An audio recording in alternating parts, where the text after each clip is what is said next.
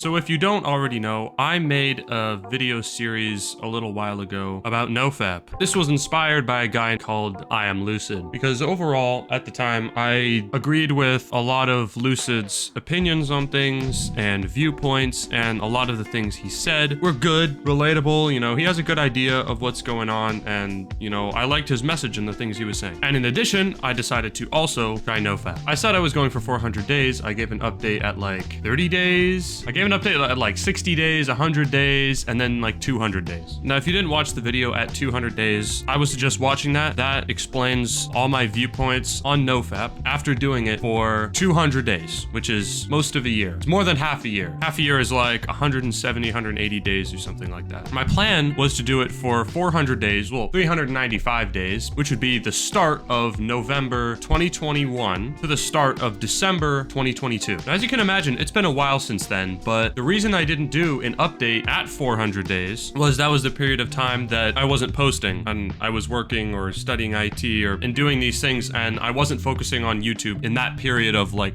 6 months or however long it was. So I never gave a 400-day update. So I decided to talk about everything now after the fact and, catch up what's going on, what's the progress, what happened to that as part of my opinions on things series. So it's kind of funny, in that video I said it's been easy up until this point, and it had, and I'll just do it for another 200 days. No problem, no issue, easy peasy. Might as well finish off the No Nut November to No Nut November marathon. But within a week after I posted that video, everything kind of went to shit. And by that, I mean the shit in your pants after you wake up from a dream, if you know what I mean. Now, I had never considered this at all. And, we're talking about a year and a half ago, by the way. We're talking about a year and a half ago. So up until that point, I had never had any wet dreams. That's probably because I started masturbating before the age where it starts or something like that. I was like, oh, right, I forgot these things existed. I dealt with that for about 50 days. And by golly, all the time I'm like, this sucks. I mean, it's not like a super bad thing. It's just so